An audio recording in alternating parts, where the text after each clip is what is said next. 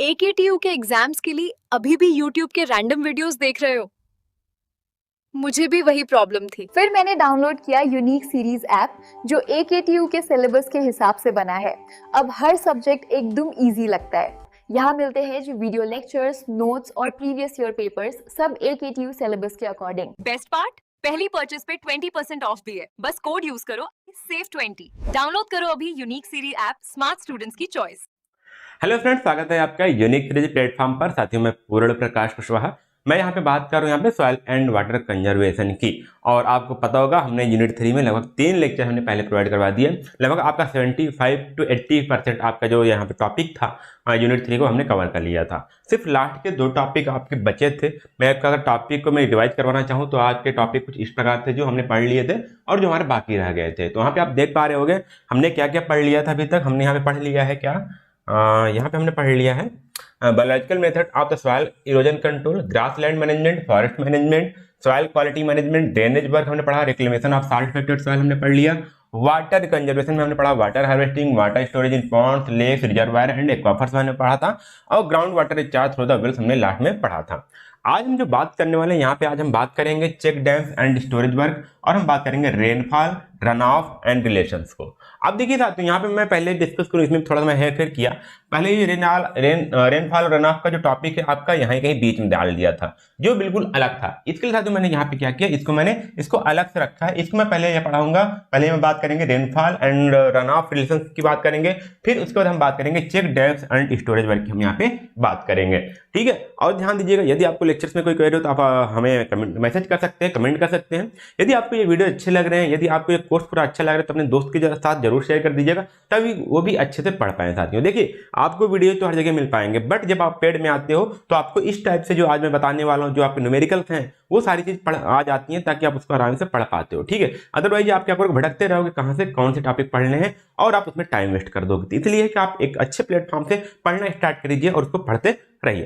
तो चलिए हम यहाँ पे स्टार्ट करते हैं साथियों। क्या हम बात करेंगे, check dams and storage work. तो उसके पहले हम बात करते हैं कि हम कैसे हमारा जो वर्क होता है रेनफॉल और रन ऑफ के बीच का कैसे क्या चीज फिनोमेना होता है वो हम बात करें। रेनफॉल को हम बोलते हैं प्रेसिपिटेशन, मतलब बारिश। ठीक है, बारिश या वर्षा हमारा क्या होता है, रेनफॉल। जब बारिश का गिरना होता है हमारा क्या होता है, रेनफॉल कहलाता है। तो कैसे गिरेंगे, आपकी जो बादल है कंडक्ट होकर के हमारे क्या करेंगे, ये प्रेसिपिटेशन करेंगे। ठीक है, क्या करेंगे, प्रेसिपिटेशन मतलब कि ये रेनफॉल मतलब कि बारिश होगा। जब बारिश होगा तो पानी हमारा कहाँ पे आएगा, हमारे पास जमीन पे जो हमारा अर्थ है वहां पे हमारा क्या आ जाएगा, पानी आ जाएगा। ठीक है, हमारा क्या आ जाएगा, वहां पे पानी आ जाएगा। अब जब पानी हमारे लैंड पे आएगा तो वहां पे क्या क्या फिनोमेना होगा। जब पानी हमारा लैंड पे आएगा, जमीन पे आएगा, तो हमारे पास कुछ पानी क्या होगी, हमारे पास ये नीचे क्या होगा, नीचे आपका इनफिल्ट्रेट हो जाएगा, मतलब कि आपका नीचे आपका रिसाव हो जाएगा। क्या हो जाएगा, आपका नीचे रिसाव हो जाएगा। जब आपका पानी, ठीक है, वाटर, जब आप मिल करके जब आपका वाटर टेबल में जाके मिलता है तब उसको हम बोलेंगे क्या, इनफिल्ट्रेशन। ठीक है, तो कुछ उसका तो रिसाव हो जाएगा। ठीक है, तो जमीन के अंदर चला जाएगा। मोस्ट ऑफ द आपका पानी क्या होगा, रिवर में उसके मोस्ट ऑफ द केस आपका जो लैंड पे होगा वो क्या हो जाएगा, धूप के कारण क्या हो जाएगा, जब उसमें धूप पड़ेगी तो क्या हो जाएगा, वो इवेपोरेट हो जाएगा, उसका वाष्पीकृत हो जाएगा उसमें से भी। ठीक है, वो वाष्पीकृत हो जाएगा। देखिए पानी क्या कहाँ जा रहा है, पानी कैसे कैसे गायब हो रहा है। जब आपकी बारिश होती है ना, पानी कैसे कैसे गायब हो रहा है वो समझिएगा। तो पहला क्या हो गया था, आपका रिसाव हो गया था। रिसाव में ही चीज और समझ लेते हैं। रिसाव में जब वाटर टेबल के अंदर जो पानी जाता है, जो डीप पानी नीचे जाता है, उसको हम बोलते हैं परकोलेशन। मतलब कि वाटर टेबल के भी नीचे जब आपका हार्ड रॉक होती है, वहां पे भी अगर जो आपका एक्वाफर्स होते हैं जब वहां पे पानी जाती है तो उसके फिनोमेना को बोलते हैं हम परकोलेशन। देखिए परकोलेशन में क्या होता है, जो वाटर होता है हमेशा क्या करेगा, वो डाउनवर्ड मोशन करेगा। कैसे, आपका वर्टिकली डाउनवर्ड जाएगा। बट इनफिल्ट्रेशन क्या हो सकता है, इनफिल्ट्रेशन में आपका डाउनवर्ड तो जाएगा, बस ये वाटर टेबल के बगल ही रहेगा। एक वर्ड और आता है सीपेज। एक वर्ड और आता है आपका सीपेज, मतलब कि वो भी रिसाव से रिलेटेड है। बट जब सीपेज तब होता है जब आपका हॉरिजॉन्टल फ्लो होता है। कैसा, आपका हॉरिजॉन्टल फ्लो होगा तब आपका होगा सीपेज। ठीक है, तो सॉइल में अलग अलग टाइप के वाटर की मोशन होती है। तो कुछ पानी आपका इन्फिल्ट्रेट कर गया, कुछ पानी आपका क्या हो गया, सॉइल सोख ली गई। ठीक है, अब क्या होगा, कुछ पानी क्या होगा, पेड़ पौधों में जाएगा। ठीक है, पेड़ पौधों का खाना बनेगा। और पेड़ पौधे से क्या होगा, हमारा जो पेड़ पौधे होंगे वो खाना बनाएंगे, हमारा वाटर में जाएगा, सॉरी पत्तियों में जाएगा। और पत्तियों पे भी जब टेम्परेचर पड़ेगा तो वो भी क्या हो जाएंगी, वो भी वाष्पीकृत होंगी, नहीं होंगी। ठीक है, वो भी वाष्पीकृत होंगी। तो उस टाइप के जब हमारे पेड़ के पत्तियों से जो हमारा पानी जाता है एटमॉस्फेयर में, उड़ता है, उसको हम बोलते हैं ट्रांसपीरेशन। क्या बोलते हैं हम? क्या? ट्रांसपीरेशन। तो सिर्फ पेड़ ही हो सकते हैं, घास फूस जितने भी हमारे होते हैं, जल जो भोजन के रूप में लेते हैं और बाद में क्या हो जाता है हमारा वातावरण में हमारा क्या हो जाता है, उत्सर्जित हो जाता है या फिर वाष्पीकृत हो जाता है। तो हमारा कहलाता है क्या? वो हमारा कहलाता है ट्रांसपीरेशन हो जाता है। कुछ पानी आपका जो सॉइल्स हो गया उड़ गया। कुछ देखिए जैसे आपका जलाशय है, आपका नदी है या समुद्र है, इनसे भी तो पानी आपका क्या होता है, ऊपर जाता है ना। इनसे भी तो टेम्परेचर पड़ेगा, टेम्परेचर राइज होगा तो या वाष्पीकृत होकर क्या जाते हैं, फिर से आपके वातावरण में होकर चला जाता है। अब ये क्या होगा, वातावरण में होकर चला जाएगा। तो मतलब कि मोस्ट ऑफ द पानी क्या हो गया, मोस्ट ऑफ द जो वाटर है आपका, ये तो कहीं सोख लिया गया वाटर के द्वारा, सॉरी जमीन के द्वारा नीचे चला गया, या फिर वो क्या हो गया, वाष्पीकृत होकर के फिर से आपका एटमॉस्फेयर में या वातावरण में आपका चला गया। बट ध्यान दीजिएगा, जब ये बारिश हो रही थी, बारिश होने के साथ साथ जब बारिश काफी तेज होती है और उसके बाद आप देखते हैं कि कुछ तो पानी सोखता है, पहले जब बारिश होती है तो पानी मिट्टी आपकी जो पानी को सोख लेता है, बट कुछ टाइम बाद आप क्या होता है, वहां पे देखिए कुछ ज्यादा ही अमाउंट में आपको पानी धीरे धीरे दिखने लगता है, रिसाव होने लगता है, मतलब पानी इकट्ठा होने लगा। अब पानी इकट्ठा होकर क्या होने लगा, बहाना स्टार्ट हो जाता है। तो जब ये बहता है ना, जब ये बहने की फिनोमेना होती है, जब पानी क्या होता है, सॉइल के ऊपर क्या होने लगा, बहने लगा, हमारे जो जमीन पे पानी बहने लगा, तो जो बहने लगता है उसको हम बोलते हैं क्या, रन ऑफ। ठीक है, क्या बोलते हैं उसको, रन ऑफ। ठीक है, क्या बोलते हैं उसको, रन ऑफ, जब पानी बह जाता है। ठीक है, तो पानी बहता हमारा, देखिए अब ये जमीन के अगर ऊपर बह रहा है, जैसे नदियों हो गई, छोटी छोटी धाराएं पे हो गई, तो यदि पानी जमीन के ऊपर बह रहा है तो उसको बोलेंगे हम क्या, सरफेस रन ऑफ बोलेंगे। यदि वहीं पे जो पानी है जमीन के नीचे, जैसे आप देखिए कि ये हमारे वाटर टेबल है और यहाँ पे आपको ओशियन है, तो यहाँ से भी पानी बहा करके यहाँ पे ओशियन में जाके मिलेगा, किसको बोलेंगे हम, ग्राउंड वाटर रन ऑफ, या फिर आपका ग्राउंड वाटर रन ऑफ। ठीक है, काफी ज्यादा हो जाएगा, वाटर टेबल के पास आ जाएगा तब, और वहीं पे हल्का से नीचे होगा तो उसको हम बोलेंगे सब सरफेस फ्लो। इसको भी हम आराम से समझेंगे। तो अब यहाँ पे बात आती है कि हम कैसे पता करेंगे कितना पानी हमारा बहेगा। ठीक है, कितना हमारा बारिश का कितना पानी हमारा सरफेस पर हमारा फ्लो होगा, उसको कैसे निकाला जाए। तो यहाँ पे ध्यान दीजिएगा, उसके लिए हमारा क्या देखिएगा, जो हमारा प्रेसिपिटेशन होता है, टोटल जो प्रेसिपिटेशन टोटल जो बारिश होगी वो किसके बराबर होगा, जो हमारा रन ऑफ हुआ, जो हमारा पानी बहा, जो हमारा इन्फिल्ट्रेशन हुआ, जो पानी आपका नीचे हुआ, जो नीचे गया वो बराबर हो गया, जो बारिश जो बहा वो बराबर हो गया, और साथ में जो इवेपोरेट हुआ, जो आपका ऊपर गया, वो भी तो पानी ही था, साथ में प्लस डेल्टा एस, मतलब जो आपका जो सॉइल मॉइस्चर का स्टोरेज था भी चेंज होगा। जब आप बारिश का पानी होता है उसके पहले यदि आपकी मिट्टी सूखी है तो बारिश होगा, पहले क्या होगा, जो मिट्टी होगी वो नमी आएगी उसमें। ठीक है, नमी होगा, कुछ टाइम तक वो नमी को पानी को सोखेगा, उसके बाद चाहे वो नीचे ले जाएगा। ठीक है, जब उस अपनी कैपेसिटी से पूरा भर जाएगा, जितना उसके पास पोर्स हैं, जितने पास उसकी पोरोसिटी है, जितने वाइड्स हैं, जब सब में पानी भर जाएगा तो क्या होगा, पानी फिर नीचे की ओर जाएगा। लेकिन उसके पहले क्या हो, सॉइल का जो मॉइस्चर है, जो उसमें आर्द्रता है वो चेंज हुई, तो उसमें भी आपका पानी जाता। तो कुल मिला के बारिश कितना हुई थी, आपका रेनफॉल प्लस आपका जो रिसाव हुआ, फिर जो आपका ऊपर एटमॉस्फेयर में गया, साथ में जो मॉइस्चर मिट्टी ने खुद सोखा, उसके बराबर आपकी क्या हुई, प्रेसिपिटेशन, उसके बराबर आपकी बारिश हुई।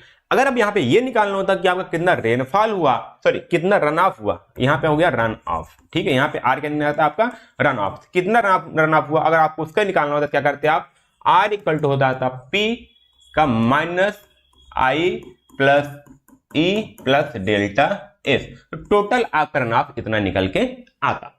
बट क्या इतने ही फार्मूले से हम सारा चीज निकाल लेंगे? हमको ये नहीं पता कि इन्फिल्ट्रेशन कितना हो रहा है, कितना रिसाव हो रहा है, हम ये भी नहीं डिटरमाइन कर पा रहे कितना हमारा पानी इवेपोरेट हो पा रहा है, और ये भी हम ये भी डिटरमाइन नहीं कर पा रहे हैं अभी यहाँ पे इस सॉइल मॉइस्चर कितना बढ़ा, उस सॉइल मॉइस्चर के द्वारा पानी कितना सोखा गया। क्योंकि इन सभी के लिए क्या होगा, इन सभी के लिए आप अलग अलग इक्वेशन पढ़ोगे, इन सभी का अलग अलग कैलकुलेट करोगे, तब जाके आप यहाँ पे इसको बता पाओगे हमारा इतना रन ऑफ हुआ, मतलब इतना पानी बहाकर हमारे समुद्र में जलाशय में हमारा इकट्ठा हुआ। ठीक है, तो इसके लिए क्या हुआ, ये तो बिल्कुल बेसिक्स था, मतलब कि जैसे हम जोड़ करके हम सारी चीज पता कर लिए, बट इसको और डिटेल में और इसको क्लियरली पता करने के लिए और सिंपली वे में कहें या फिर इसको अलग अलग फार्मूले बनाए गए हैं, तो उसको भी हम यहाँ पे पढ़ेंगे। ये आपका सिंपल सा था, इसको तो आपको याद होने चाहिए कि यहाँ पे क्या होगा। बाकी यहाँ पे अलग दो मेथड और हैं, उसको हम आगे पढ़ेंगे, एक रेशनल मेथड है और एक SCS मेथड है, वो हम आगे पढ़ने वाले हैं, वो टोटल आपको समझने वाली बात रहेगी वहां पे। पहले तो आप ये समझ लीजिएगा क्या होगा, जो टोटल प्रेसिपिटेशन होगा किसके बराबर होगा, जो रन ऑफ हो रहा है, जो आपकी इन्फिल्ट्रेशन हो रहा है, जो आपका इवेपोरेशन हो रहा है, और साथ में जो आपका सॉइल का जो मॉइस्चर कंटेंट बढ़ा, जिसमें डेल्टा चेंजेज आया उसका भी आपका ऐड होगा वहां पे, तब जाकर टोटल बारिश के जो टोटल बारिश हुई है उसके बराबर होगा। ठीक है, इसके बाद हम देखते हैं यहाँ पे किन किन टाइप्स के रन ऑफ होते हैं। ठीक है, हमने बताया ना कि कुछ पानी रन ऑफ क्या हो रहे हैं, कुछ पानी के जमीन के ऊपर जा रहे हैं, कुछ जस्ट पानी जमीन के नीचे आ रहे हैं, कुछ बहुत ही नीचे जा रहा है। तो सभी के क्या है, हर सभी के हैं हमारे रन ऑफ ही है, सभी हमारे पानी का बहाव ही है, पानी बह ही रहा है। बट लेकिन उसके फॉर्म के हिसाब से किस रूप में है उसके हिसाब से हम क्या बात कर रहे हैं यहाँ पे टाइप्स ऑफ रन ऑफ। तो पहला हमारा हो गया देखिए surface run off. Surface run off क्या होता है, water that flows over the ground surface and directly enter to the stream और रिवर। जब बारिश होती है तो डायरेक्ट हमको जो जमीन पर दिखाई देती है बहता हुआ पानी, वो हमारा क्या होता है, सरफेस रन ऑफ होता है, जो आपके जाके नाली में या आपके रिवर में और जाके स्ट्रीम जलधारा में जाके मिलता है।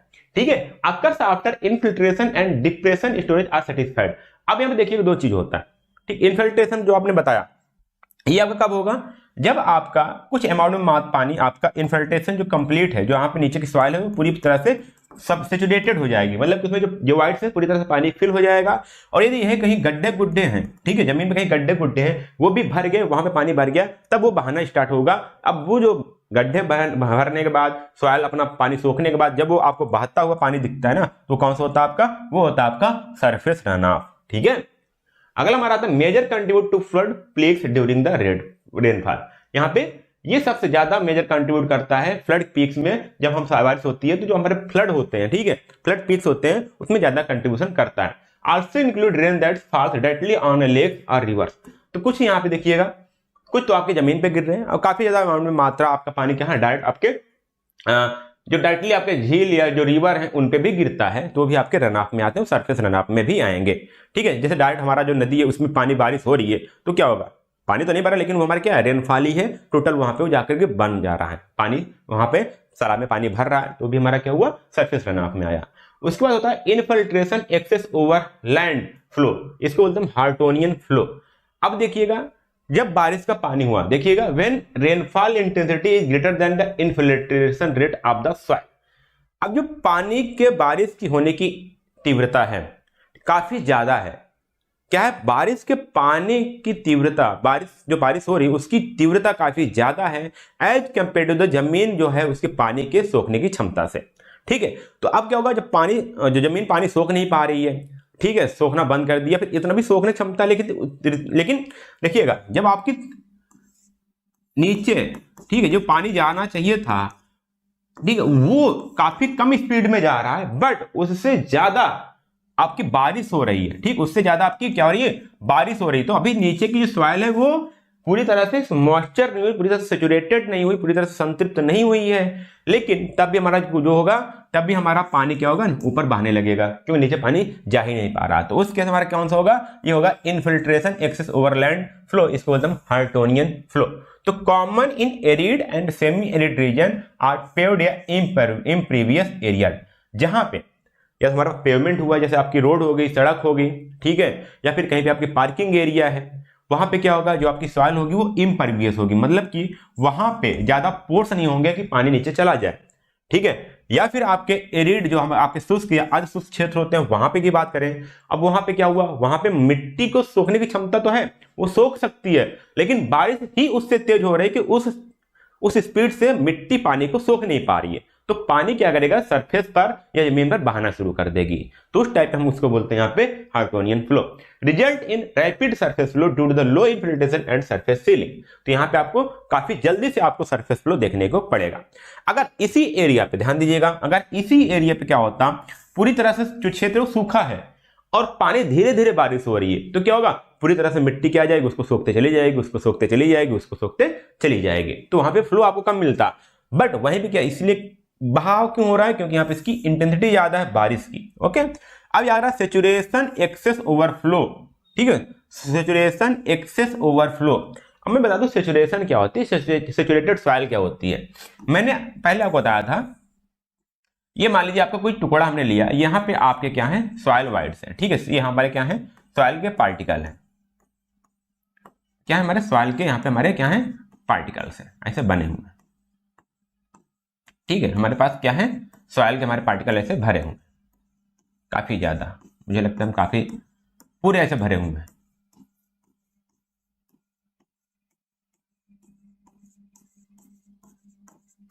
अब इसमें अब क्या हुआ है, बारिश होगा तो क्या होगा, इसमें ये भीगना स्टार्ट होगा, या इस देखिए यहाँ पे ये तो आपके सॉइल पार्टिकल थे, ये आपके सॉइल पार्टिकल थे, लेकिन इनके बीच में जो वाइड्स है, इनके बीच में जो स्पेस है, ठीक है, यहाँ पे अब ये क्या होगा, यहाँ पे पानी भरेगा, क्या होगा, पानी भरेगा, इन सब में क्या होगा, पानी भरेगा।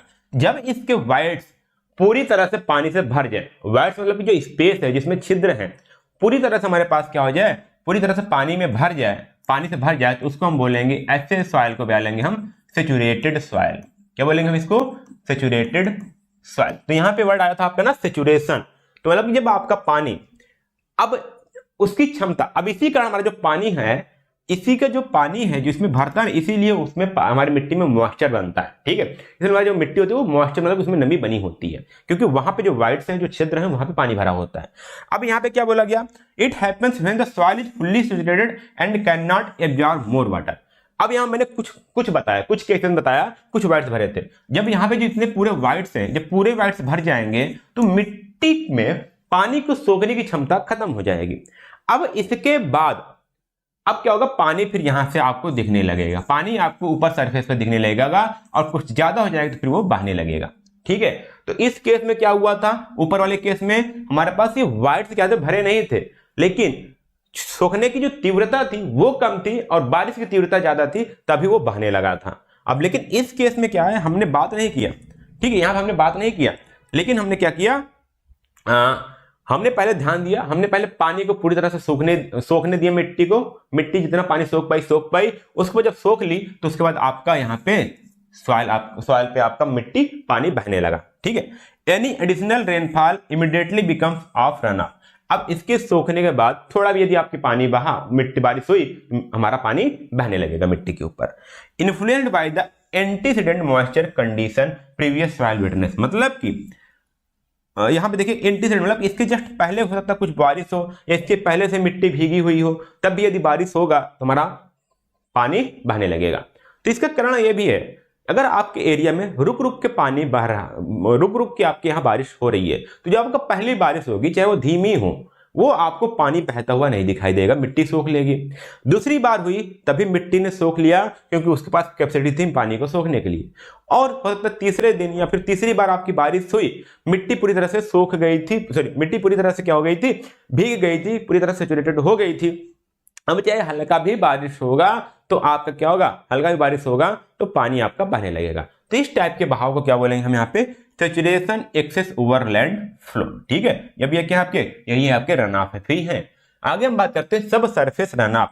अभी तक हमने क्या बात किया, मिट्टी के ऊपर आपकी बहाव को देख रहे थे, बट इस टाइप के जो बहाव हैं आपके मिट्टी के नीचे होगा, जिसको बोलेंगे इंटरफ्लो। तो portion of rainfall that moves literally through the upper soil layers without reaching the ground water table.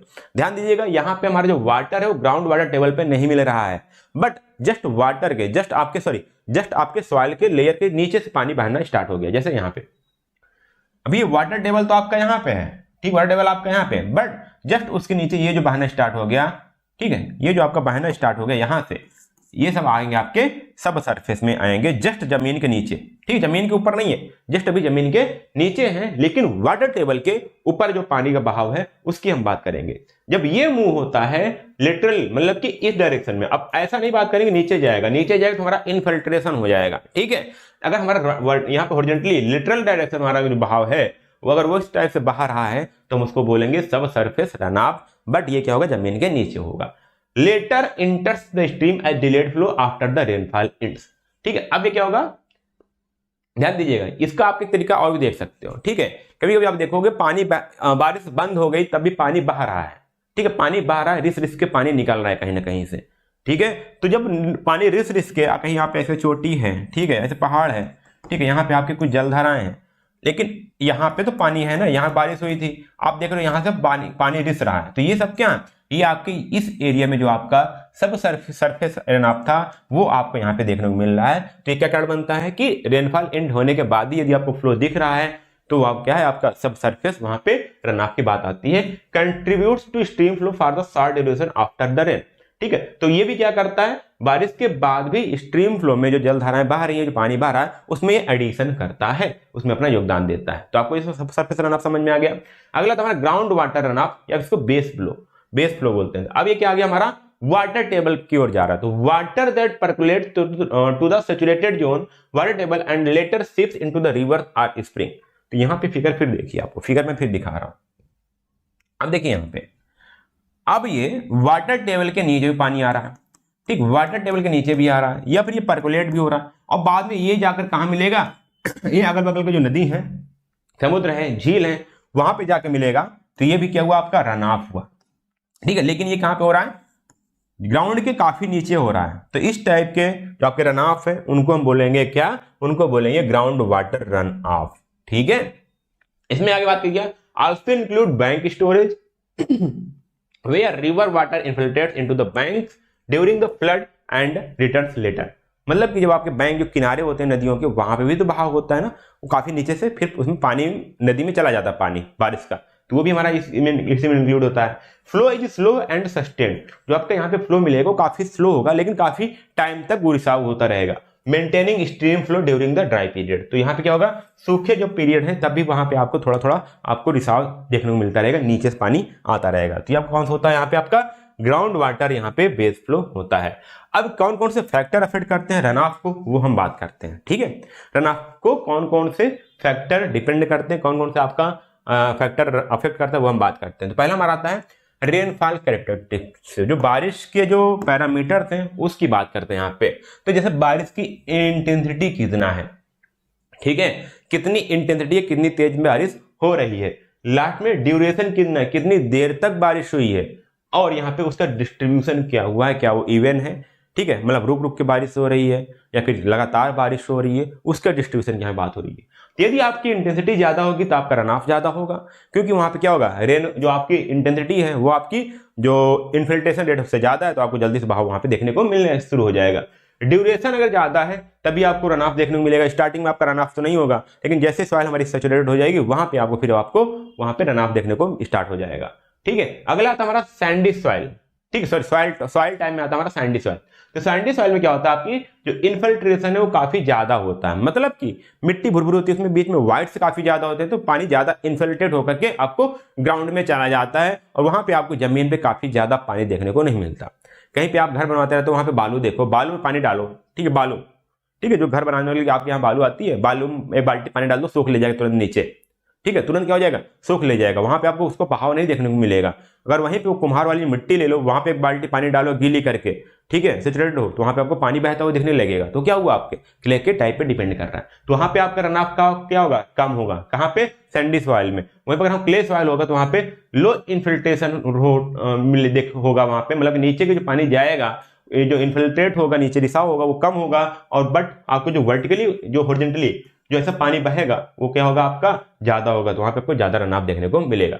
Land use and vegetation, forest absorb more water, ठीक है, and urban areas increase run of.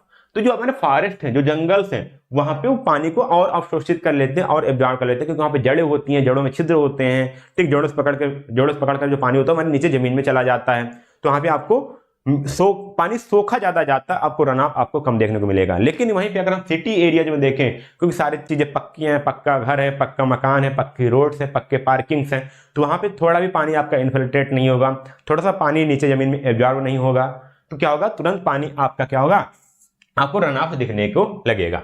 अगला आता है slope, steeper slopes cause faster and higher run off. यदि आपका मिट्टी समतल है तो पानी क्या होगा, वर्टिकली नीचे चला जाएगा, सूख जाएगा, लेकिन वहीं पे आपका ढाल ज्यादा है तो नीचे ट्रेवल करने में जाकर क्या करेगा, ऐसे स्लोप एरिया पे आपको ट्रेवल करना स्टार्ट कर देगा, और आपको ज्यादा ढाल से आपको रन ऑफ देखने को मिलना स्टार्ट हो जाएगा।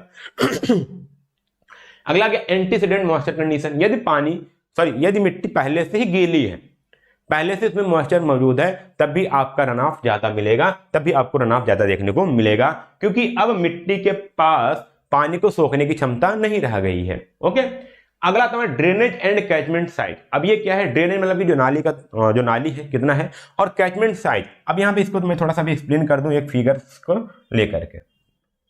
यहाँ ये है, अब देखिए कैचमेंट एरिया और कैचमेंट साइट में बता देता हूं, ठीक है। अब देखिए ये एक नाली है, ठीक है, ये एक आपकी क्या है, ये नाली है जिसमें से पानी जा रहा है। अब इस नाली में किस एरिया का पानी आ रहा है वो कहलाएगा आपका कैचमेंट एरिया, या वो क्षेत्र कहलाएगा आपका कैचमेंट, ठीक है। देखिएगा ये आपकी हो सकती है लाइन है, ठीक है, ये लाइन है। अब यहाँ एरिया का पानी देखो, आपके इस खेत में या इस एरिया से पानी निकलते हुए यहाँ पे जा रहा है, और ये आगे हो सकता है नदी हो, वहां जाके मिल जा रहा है। तो ये जो एरिया हुआ, ये जो बाउंड्री लाइन हुआ, ये हो गई आपकी बाउंड्री हो गई, ये इसको बोलते हैं रेज कैचमेंट, जो रिज बोलते हैं इसको, ठीक है।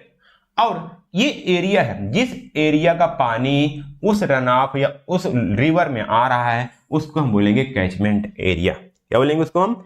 कैचमेंट एरिया बोलेंगे, ठीक है। तो कैचमेंट एरिया, यदि आपका कैचमेंट एरिया काफी बड़ा होगा तो रन ऑफ पानी क्या होगा? सूखता चला जाएगा। यदि आपका कैचमेंट एरिया का साइज, ठीक है, छोटा होगा, ठीक है, आपका रन ऑफ ज्यादा देखने को मिलेगा। क्यों? क्योंकि वहां पे सॉरी यहाँ पे मिस्टेक हो रही है। यदि आप कैचमेंट एरिया काफी ज्यादा है तो आपको रन ऑफ ज्यादा देखने को मिलेगा, ठीक है। उस एरिया में नदी में पानी क्या हो जाएगा? ज्यादा आएगा, ठीक है, ज्यादा आएगा।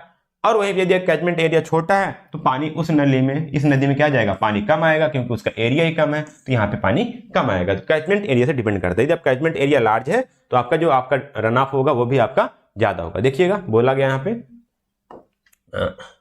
Larger and well drained areas produce more run of. Well drain में क्या, वहां पे पानी के निकालने की सुविधा काफी अच्छी खासी है, तो वहां पे आपको ज्यादा रन ऑफ देखने को मिलेगा। अगर आपका कैचमेंट साइज, आपका कैचमेंट एरिया काफी बड़ा है, जो एरिया बड़ा होगा तो वहां पे आपका पानी ज्यादा इकट्ठा हो पाएगा, ज्यादा एरिया का पानी इकट्ठा होगा, तब भी आपका पानी ज्यादा आपको देखने को मिलेगा, रन ऑफ आपको ज्यादा देखने को मिलेगा। तो ये थे साथियों आपके क्या थे, कौन कौन से फैक्टर अफेक्ट करते हैं रन ऑफ के। अब हम यहाँ पे बात करेंगे रन ऑफ को एस्टिमेट कैसे किया जाए, कौन कौन से मेथड हैं। इसके पहले मैंने आपको थोड़ा सा एक छोटा सा इक्वेशन बताया था। क्या बताया था आपको? P इक्वल टू, P क्या था आपका? प्रेसिपिटेशन था, जो बारिश हो रही थी, प्लस आपका जो रन ऑफ हो रहा है, प्लस आपका जो इवेपोरेशन हो रहा है, प्लस आपकी जो इंटेंसिटी थी, ठीक है, प्लस आपका क्या था? डेल्टा एस था, ठीक है, ये इतना था आपका। लेकिन अब क्या होगा देखिएगा, रन ऑफ हो गया। अब इसमें क्या था आपका? हर एक पैरामीटर, प्रेसिपिटेशन कितना, बारिश कितना, उसको भी हम नहीं निकाल पा सकते थे। कितना इवेपोरेट हो गया उसको हम कैसे मेजर करेंगे, उसके लिए अलग कॉम्प्लिकेशन थी, ठीक है। उसकी जो इंटेंसिटी थी और कितना सॉइल हमारा मॉइस्चर हुआ, उसके भी आपकी अलग इंटेंसिटी थी। तो यहाँ पे काफी हार्ड हो जाता था, बट वो सिंपल इक्वेशन था चीजों को कैलकुलेट करने के लिए। बट यहाँ पे आगे और किया गया, यहाँ पे अलग अलग मेथड था कैलकुलेट करने के लिए। तो यहाँ देखिए बात की गई रेशनल मेथड, क्या बात किया गया, एक आया आपका रेशनल मेथड, जहां पे एक इक्वेशन दिया गया, वो आपका है Q equal to 0.0278 C into I into A, ठीक है, C into I into A into 0.0278। अब यहाँ पे सारी चीज बात करते हैं, क्योंकि ये रेशनल मेथड है, मतलब कि आपका एम्पिरिकल, मतलब चेक करके इन्होंने दिया है, अपने स्टडी बेस पर उन्होंने दे दिया। अब यहाँ देखिएगा क्यों आपका क्या है? पीक रन ऑफ रेट, ठीक है, रन ऑफ रेट मतलब कि कितना रन ऑफ होगा, पीक कितना होगा, मीटर क्यूब पर सेकंड में यहाँ पे आपको मिलेगा। सी आपका है रन ऑफ कोफिशिएंट, क्या आपका? Run of coefficient depends on the land use and surface, ठीक है, किस पे? लैंड यूज क्या ऐसा हो रहा है, किस प्रकार का लैंड है, और उसका सरफेस कितना है, कितना स्लोपी है, या सॉइल टाइप में भी डिपेंड कर सकता है। तो यहाँ पे सी आ गया।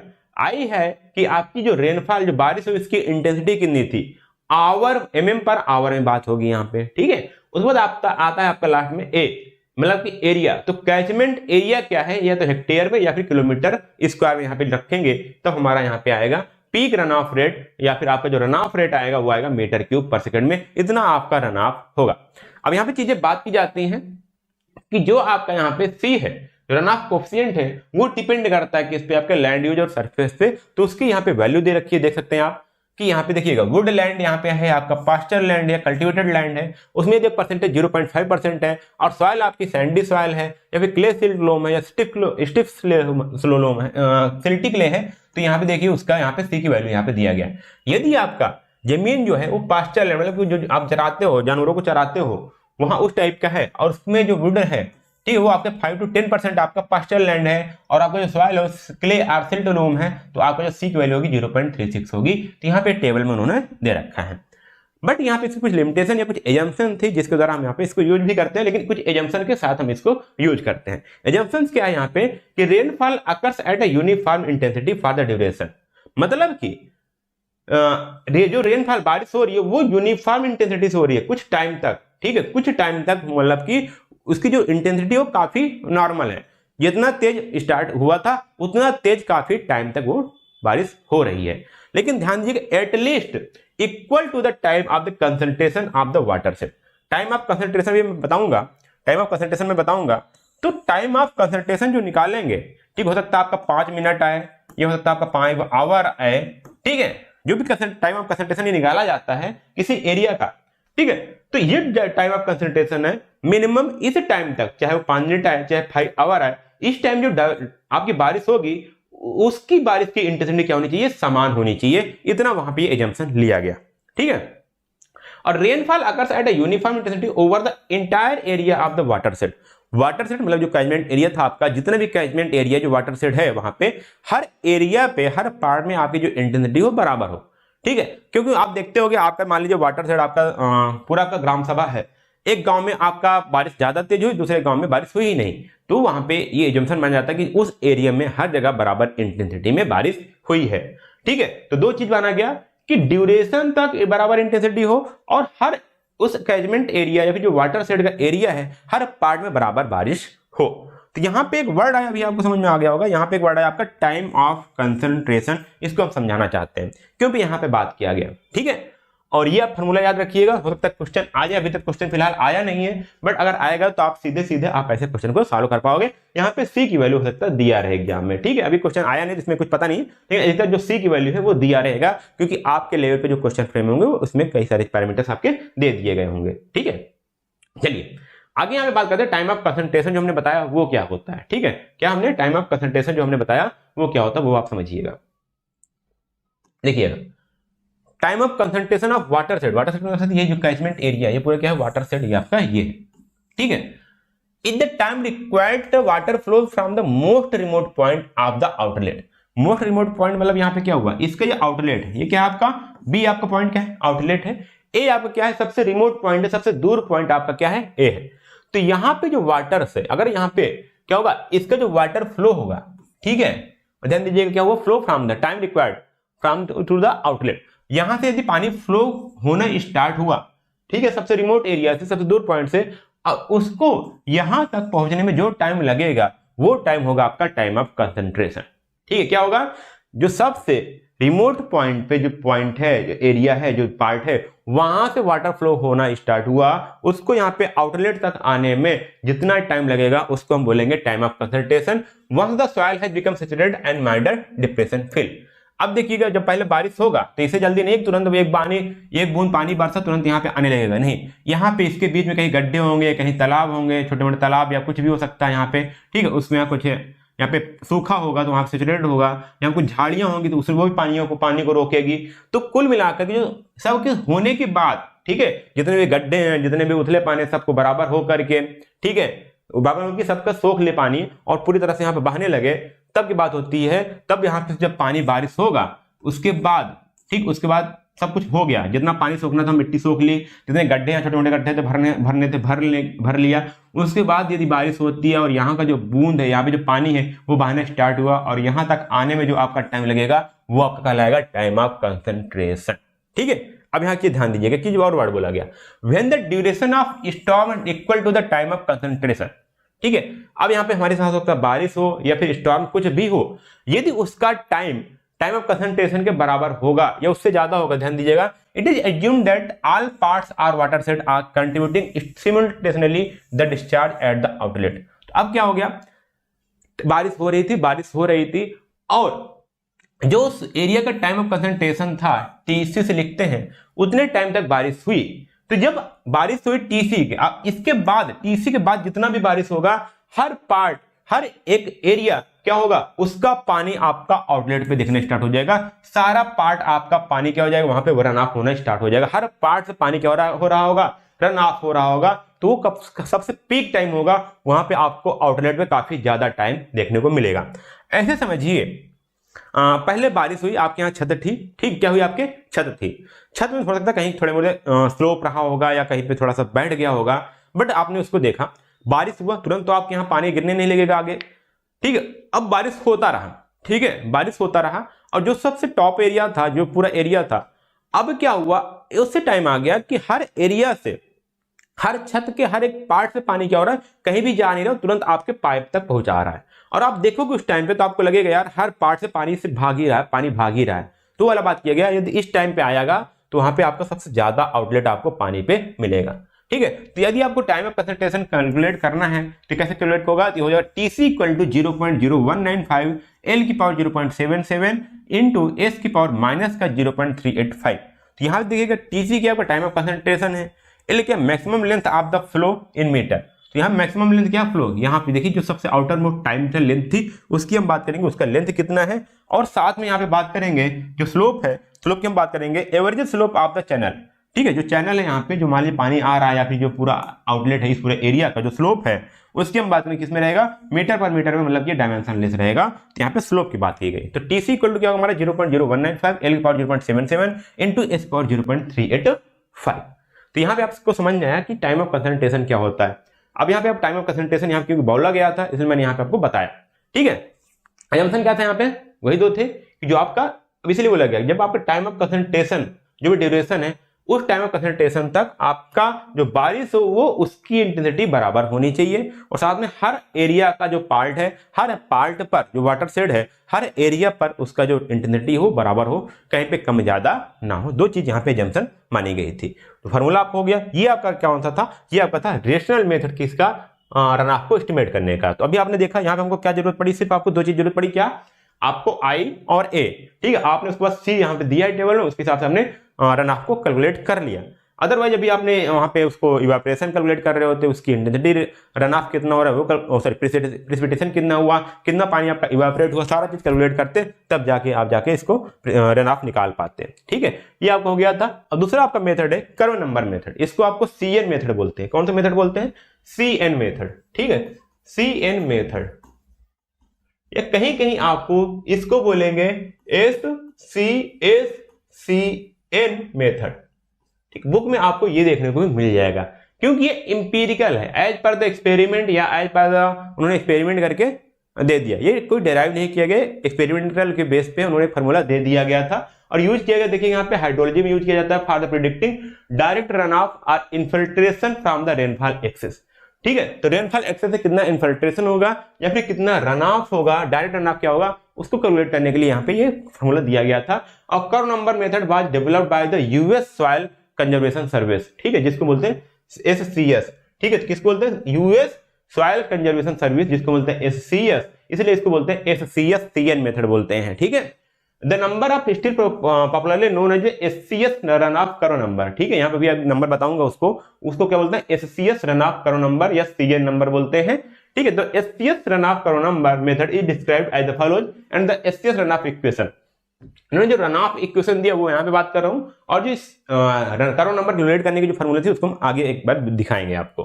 ठीक है, तो इसके द्वारा हम रन ऑफ को कैसे कैलकुलेट करते हैं वो ध्यान दीजिएगा। तो इसका जो फॉर्मूला है वो है आपका Q equal to P minus IA का स्क्वायर का IA का whole square upon P minus IA plus S. अभी हम चीजें क्या क्या है वो हम यहाँ पे बात करेंगे। ठीक है, पहले आप ध्यान दीजिएगा, Q आपका है आपका रन ऑफ क्या है, रन ऑफ कितना रन ऑफ होगा किसमें, इन mm में। ओके, P आपका है रेनफॉल या फिर प्रेसिपिटेशन। ठीक है, रेनफॉल या प्रेसिपिटेशन दोनों एक ही बात होती है। यहाँ पे P दिखाया गया तो आप P फॉर प्रेसिपिटेशन लिख सकते हो, रेनफॉल लिख सकते हो। उसकी यूनिट क्या होगी आपकी, ये होगी आपकी mm में। ठीक, क्या होगी आपकी mm में। उसके बाद आता आपका S, यहाँ बात करें तो S आपका potential maximum retention after the run of begins in mm। मतलब कि रन ऑफ स्टार्ट होने से पहले सॉइल में कितना पोटेंशियल है कि वाटर को अपने साथ रिटेन करे रहे, अपने साथ बांध के रखे। ठीक है, तो आपका S हो गया। लास्ट में आता आपका IA इनिशियल अब्स्ट्रैक्शन इन mm। ठीक है, अब बताते हैं इनिशियल अब्स्ट्रैक्शन क्या है। तो आपको फार्मूला देख लीजिए आप क्या है यहाँ पे, Q equal to P minus IA का whole square upon P minus IA plus S। तो अब हम बात करते हैं यहाँ पे इनिशियल अब्स्ट्रैक्शन क्या है वो बात करते हैं। तो यहाँ पे क्या होता है कि losses before the run of begin, मतलब कि रन ऑफ होने से पहले सॉइल का वाटर का जो भी लॉस हो रहा है वो आपका होगा अब्स्ट्रैक्शन। यहाँ बोलेंगे इनिशियल अब्स्ट्रैक्शन, मतलब कि क्या हो, जैसे मान लीजिए सॉइल पूरी तरह सूखी है तो बारिश होगा, पहले सॉइल खुद को क्या करेगी, भिगोएगी, पहले क्या करेगी वो पानी को अवशोषित करेगी। ठीक है, जहां पे गड्ढे हैं, ठीक, गड्ढा होगा तो गड्ढा भरेगा, रन ऑफ होने नहीं हो रहा, पहले वहां कुछ गड्ढे उड्ढे हैं तो भरेगा, कुछ पानी आपके झाड़ियों में रुकेगा, ठीक है, उसके जड़ों में रुक जाएगा, तो क्या वो अभी रन ऑफ होने से पहले ये सब जो लॉसेस है उसको हम बोलते हैं यहाँ पे इनिशियल अब्स्ट्रैक्शन। जैसे हम बोल सकते हैं यहाँ पे it include water retain in surface depression, जो गड्ढे गुड्ढे हैं, छोटे बड़े गड्ढे गुड्ढे, वहां पे पानी आपका रुकेगा। उसके बाद आपका वाटर इंटरसिपेटेड बाय वेजिटेशन, जो आपकी झाड़ियां हैं, जो घास फूस हैं, उनके साथ भी कुछ वाटर रुकेगा, उनमें वाटर रुका रहेगा। साथ में इवेपोरेशन और साथ में इन्फिल्ट्रेशन, जो इवेपोरेट होकर ऊपर जा रहा है या फिर जो इन्फिल्ट्रेट हो रहा है, इनके बीच में जो पानी का लॉस हो रहा है, वाटर लॉस हो रहा है, उसको हम बोलते हैं यहाँ पे इनिशियल अब्स्ट्रैक्शन, और इसको हम डिनोट करते हैं IA का। और इसको डिटरमाइन करने के साथ एक सिंपल सा फॉर्मूला उन्होंने दिया है, IA इक्वल टू होता है आपका 0.2S। ठीक है, क्या दिया इन्होंने? 0.2S। एस आपका क्या है? Maximum retention. ठीक है, आफ्टर रन ऑफ बिगिन। ठीक है, सॉरी आफ्टर यहाँ बात की रन ऑफ बिगिन होने के बाद भी यदि सॉइल में जो उसके पास रिटेंशन पावर है, जितना वाटर रिटेन हो पा रहा है, उसका 0.2 मतलब कि उसका आपका 20% यहाँ बात कीजिए। ठीक है, 20% आपका लिया जाता है IA। ठीक है, तो मैक्सिमम पोटेंशियल रिटेंशन का आपका 20% आपका क्या होगा? IA होगा। तो अब हम यदि इस IA को इक्वल टू 0.2S रखें यहाँ पे, तो क्या बनेगा? देखिए IA इक्वल टू क्या हो जाएगा? 0.2S। ठीक, क्या हो जाएगा आपका? 0.2S। और यहाँ पे क्या हो जाएगा? माइनस का 0.2S प्लस का आपका S होगा। तो यदि आप माइनस करोगे यहाँ पे, तो यहाँ पे आ जाएगा आपका, ये इक्वल हो जाएगा आपका 0.8S। तो ये हमारा फॉर्मूला बन जाता है Q equal to P minus 0.2S का square upon P plus 0.8S। ठीक है, और ध्यान दीजिएगा ये वाला फॉर्मूला तभी यूज करेंगे जब आपका P की वैल्यू 0.2S से ज्यादा हो। क्यों ज्यादा हो? देखिए यहाँ पे अगर P इक्वल टू अगर हमारा 0.2S है या इससे कम है, क्या होगा? ये टर्म आपका क्या हो जाएगा? यहाँ टर्म हो जाएगा आपका 0 और आपका Q क्या आएगा? टोटल 0 आएगा। ठीक है, तो इसलिए यहाँ पे इन्होंने आपको 3 फॉर्मूले यहाँ पे दिखे। पहला दिखा आपको Q equal to P minus IA का whole square upon P minus IA plus S। ठीक है, तो यहाँ पे Q क्या है? आपका रन ऑफ है, P आपका रेनफॉल है, प्रेसिपिटेशन है, S है आपका potential maximum retention after the run of begin है आपका। और देखिए यहाँ पे ये रन आफ्टर की बात किया, यहाँ पे ये इसके आपके आफ्टर बिगिन। ठीक है, जब आपका रन ऑफ स्टार्ट हो गया उसके बाद उसमें सॉइल में कितना आपका पोटेंशियल है वाटर रिटेन करने का। ठीक है, IA क्या है? ये बिफोर है। ठीक है, बिफोर रन ऑफ बिगिन की बात करें कि रन ऑफ होने से पहले कितना हमारा वाटर लॉस हो रहा है। ओके, इसके लिए आपका एक फॉर्मूला यहाँ बना IA इक्वल टू 0.2S। फिर हमने क्या किया? इसको यहाँ पे रखा, तुम्हारा जो इक्वेशन बना वो बना P माइनस 0.2S का स्क्वायर का whole square upon P plus 0.8S। ठीक है, ये चीज आपका इक्वेशन, ये तीनों फॉर्मूले हैं जो आपके करो मेथड में दिया गया है। आगे एक फॉर्मूला आता है, आप यहाँ पे ये देखिएगा, और यदि आपको करो नंबर निकालना हो, करो नंबर का जो फॉर्मूला है वहां पे ये है CN equal to 2500 upon 254 plus S। ठीक है, और यहाँ पे करो बनता है जिसको बोलते हैं इन्फिल्ट्रेशन करो, और इसके लिए आपको CN नंबर दिया जाता है। तो CN नंबर आपका यहाँ पे क्या मिलेगा? CN नंबर इक्वल टू आपका है 25400 अपॉन 254 प्लस आप हो जाएगा यहाँ पे S। ठीक है, क्या हो जाएगा आपका S। तो यहाँ पे आपका करो नंबर भी निकल के आएगा। और ये करो नंबर साथियों, ये आपके कई सारे चीजों पे डिपेंड करता है कि आपका लैंड यूज कैसा है, वहाँ पे हाइड्रोलॉजी कैसी है। ठीक है, वहाँ पे स्लोप कितना है, अलग अलग टाइप की चीजों पे वो डिपेंड करती है।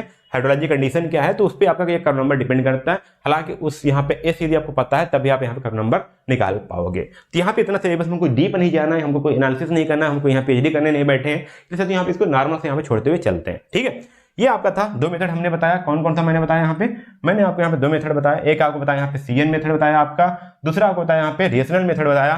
और इतना ही आपके यहाँ है रेनफॉल और आपका रन ऑफ रिलेशनशिप में ये 2 फॉर्मूले आते हैं और इसी से आपको क्वेश्चन पूछे जा सकते हैं।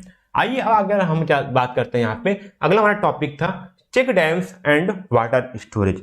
तो चेक डैम्स क्या होते हैं आप इसको जान चुके, 1-2 बार मैं बता चुका हूँ, बट इसको थोड़ा सा आपको ओवरव्यू कराना था। जो आपके चेक डैम्स होते हैं, चेक डैम देखिएगा, पानी जा रहा है, हम उसमें यहाँ देखिए मिट्टी ऐसे कुछ पत्थर रखकर पानी को रोक दिए हैं। ठीक है, कुल मिला के पानी को रोकना है नदी में, थोड़ा सा वाटर लेवल को मेंटेन करने के लिए, तो हमारा क्या होगा? चेक डैम हो गया।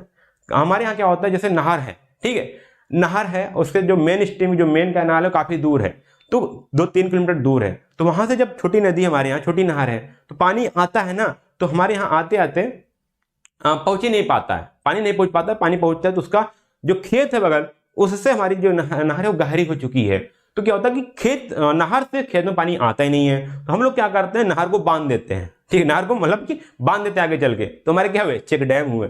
क्या उसको चोक कर देते हैं, उसको बंद कर देते हैं, फिर हमारा जो वाटर लेवल है वो खेत के बराबर हो जाता है, तो खेत से पानी निकलने लगता है। फिर यदि उससे भी हमारा वाटर लेवल ज्यादा होता है तो नहर के आगे वाले लोग पानी खींचने लगते हैं। कभी ऐसे हमारे साथ भी हो जाता है, आगे वाला नहर बांध दिया, हमारे तक पानी आ नहीं रहा, तो जो क्या बनाते हैं वो चेक डैम बना लेते हैं। ठीक है, ऐसे कई सारे जगह आप देखे होंगे खेत में छोटे छोटे, आप छोटे लेवल पे देखो, बड़े लेवल पे तो यहाँ पे काफ़ी चीज़ें बनाई जाती हैं, ठीक, काफ़ी चीज़ें बनाई जाती हैं। तो यहाँ पे क्या सकते हैं, ये पूरी नदी थी, ठीक है, नदी में हमने क्या किया, यहाँ पे नदी पे हमने क्या किया, स्टोन रख दिया ताकि थोड़ा सा वाटर लेवल उस तरफ मेंटेन रहे, ठीक है। तो यहाँ क्या किया था, देखिएगा, स्मॉल बैरियर, ये क्या यूज करते हैं, एज ए बैरियर यूज करते हैं क्रॉस द स्ट्रीम और drainage channel to slow the down water flow, ठीक है, नीचे की जो हमारा वाटर जा रहा है हमारा स्लो हो जाए, ठीक है, रिड्यूस इरोजन, इरोजन को कम करने के लिए, और प्रमोट ग्राउंड वाटर रिचार्ज।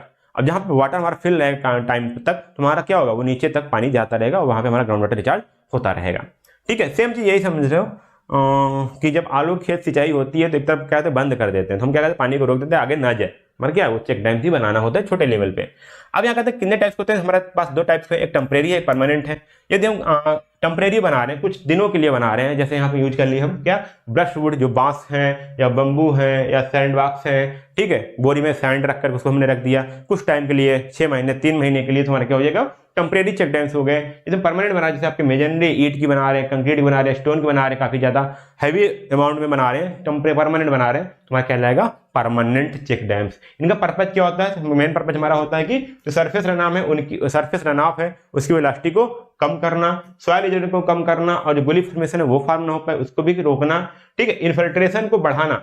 जब पानी रुका रहेगा इस एरिया में, ठीक है, जब इस एरिया में क्या रहेगा, पानी रुका रहेगा तो क्या होगा, पानी नीचे सॉइल में इन्फिल्ट्रेट करेगी ताकि हमारा ग्राउंड वाटर रिचार्ज हो पाए, मतलब पानी में वाटर लेवल हमारा बढ़ पाए। Store water temporarily for the irrigation और लाइव स्टॉक यूज, मतलब कि हम टेम्परेरी कुछ टाइम के लिए हम क्या कर सकते हैं, उसमें पानी को रोक सकते हैं ताकि हम उसको इरिगेशन के लिए यूज कर लें, फिर हमारे पास जानवर है वो जाकर के वहाँ पे पानी पी सकें, ठीक है, जानवर हैं, बकरी हैं, गाय हैं, भैंस हैं, बैल हैं, लोग क्या ऐसे गाँव में ऐसी चीज़ होती है, पानी बाहर उसको थोड़ी देर के रोक लेते हैं ताकि कुछ टाइम तक वहाँ पे पानी बना रहे, ठीक है, तो वहाँ पे जानवर जाके पानी पीते हैं, ठीक है। तो इस टाइप का वहाँ पे पर्पज होता है। इसके एडवांटेज क्या, वही बात है कि हमारा जो चेक डैम के एडवांटेज ये है कि कॉस्ट इसका लो है, ठीक है, काफी सस्ता है, और इसको हम आसानी से कंस्ट्रक्ट कर सकते हैं। कोई हमको बढ़िया से इंजीनियरिंग के टूल्स नहीं चाहिए हमको, ठीक है। ये हमारा सॉइल मॉइस्चर को इंप्रूव करता है, साथ में वेजिटेशन ग्रोथ को सपोर्ट करता है। जहां पानी भरा रहेगा वहां पे आपका वेजिटेशन होने लगेगा। Reduce down stream flooding and sediment loads, ठीक है, जो डाउन स्ट्रीम में जो आपकी फ्लड होने की संभावना है वो कम हो जाएगी, और इधर आपका सेडिमेंटेशन भी लोड कम हो जाएगा, जो होगा यहीं पे आपका रुक जाएगा। तो ऐसे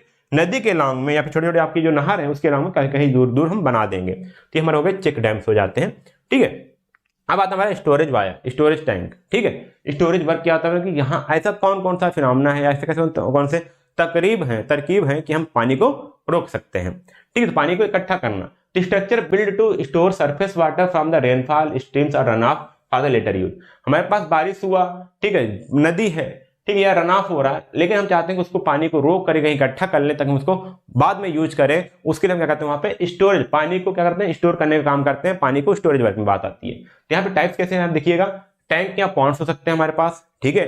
टैंक या पॉन्ड जैसे collect rain water and run of, ठीक है, use for irrigation, fish farming and domestic use, ठीक है। टैंक हम यूज करें, पॉन्ड्स का यूज करें। अगला हमारा पर्कुलेशन टैंक, हम design to the recharge ground water by allowing slow precipitation, ठीक है, अलाउइंग स्लो पर्कुलेशन, मतलब कि हम क्या किए, एक टैंक बना दिए, ठीक है। टैंक मान लो कि कहीं पे हम क्या किए, खेत के अगल बगल, ठीक है, खेत के अगल बगल कहीं पे बड़ा है तो वहां पे गड्ढा खोद दिए बढ़िया से, ठीक है। अब यहाँ क्या होगा, जो पानी ज्यादा हो रहा है वो यहीं पे आ जाएगा, इधर आ जाएगा, और धीरे धीरे आपके ग्राउंड में नीचे चला जाएगा, ठीक है। तो वहां पे आपका ग्राउंड वाटर रिचार्ज हो जाएगा।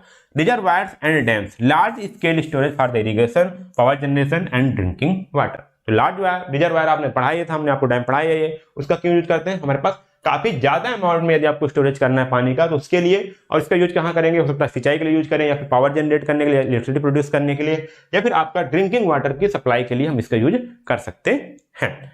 अगला आता है इसका बेनिफिट्स क्या है, तो ensure water availability during the dry season. इसका मेन यहाँ पे बेनिफिट ये होता है कि जो हमारा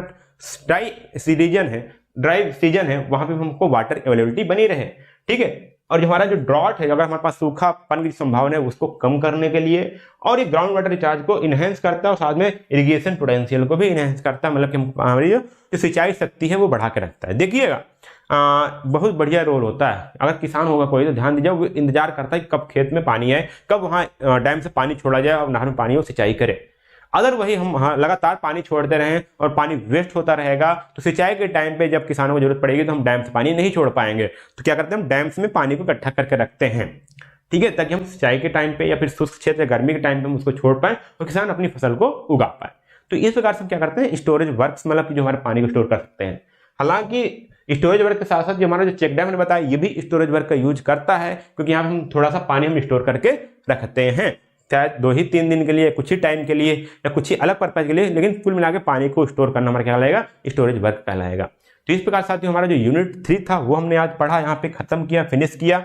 उम्मीद करता हूँ आपको कई सारी चीजें सीखने को मिली होंगी। इसके ऊपर रिवाइज करिएगा, पीडीएफ आपको हमारे ऐप पर मिल जाएंगे, आप वहां से जाकर पढ़ सकते हो, ठीक है, और उसको वहां पर पढ़ सकते हो साथियों। और यदि आपको कोर्स अच्छा लगा साथियों तो इसको अपने दोस्तों के साथ जरूर शेयर कर दीजिएगा। हमारे व्हाट्सएप ग्रुप से जुड़ जाइए, हमारे टेलीग्राम चैनल से जुड़ जाइए, इंस्टाग्राम, लिंक्डइन, आप जहां चाहें वहां जुड़ सकते हैं। आपको लिंक जो है आपको डिस्क्रिप्शन बॉक्स में मिल जाएगा या फिर आपको ऐप पर मिल जाएंगे, तो वहां जाके आप जुड़ सकते हो। तो उम्मीद करता हूँ साथियों चीजें आप यहाँ तक पढ़े होंगे, और जो भी कोई क्वेरी हो साथियों तो आप यहाँ पे मुझे बता दिया करिए, हम आपको उसका सोल्यूशन प्रोवाइड करवा देंगे, ठीक है। तो फिर मिलते हैं आपको अगले लेक्चर में, तब तक के लिए धन्यवाद, जय हिंद।